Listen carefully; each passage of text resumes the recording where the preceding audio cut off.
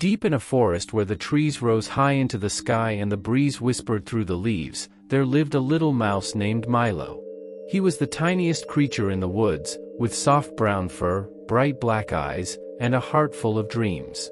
Yet the other animals never believed he could matter. The rabbits mocked him, saying he was too small to carry even a nut. The squirrels called him weak, and the birds declared he was too insignificant to make a difference. Milo heard these words every day, but he always reminded himself, "One day I'll show them that courage is not measured by size." Milo lived alone in a burrow under an old oak tree. Though he had few friends, he was kind and helpful. If a bird's egg tumbled from its nest, he would push it back with all his strength. If a frog lost its way, he guided it to the pond. But no one noticed his efforts.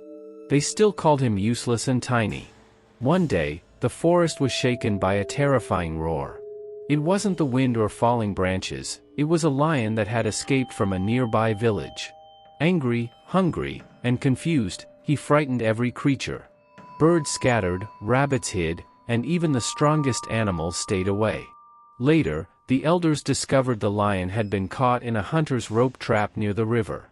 He was dangerous even while trapped, and if left there, he would die of hunger or thirst. Some animals said to leave him, but the wise owl insisted he deserved help. None dared to step forward, until Milo quietly said, "I will go." The others laughed, but Milo's eyes shone with determination. "I may be small, but my heart is not." That night, while the forest slept, Milo crept to the river. His legs shook, but his spirit stayed strong. There lay the lion, tangled in ropes, his golden mane dirty, his eyes full of pain. When he saw Milo, he roared so loudly the trees trembled. But Milo stood firm. "I've come to help you," he said. The lion growled in disbelief. "You? A mouse? You think you can free me?" Milo climbed onto the ropes and began to gnaw. Thread by thread, he chewed, though his teeth ached and his gums bled. He never stopped. At sunrise, the final rope snapped, and the lion was free.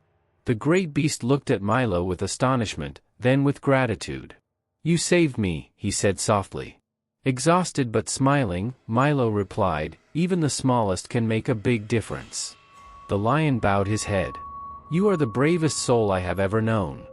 Together they returned to the forest, the lion carrying Milo gently on his back. The animals watched in awe. The once feared lion was now humble, and the once mocked mouse was celebrated. From that day, Milo was no longer called weak. He became a symbol of courage and kindness. The lion became his closest friend, guarding the forest with honor and never forgetting the tiny mouse who freed him.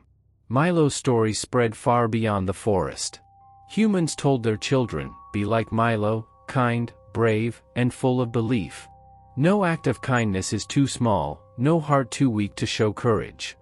And so, whenever life whispers that you are too little, too late, or too powerless, remember Milo. Even in the darkest hour, bravery can shine like a light.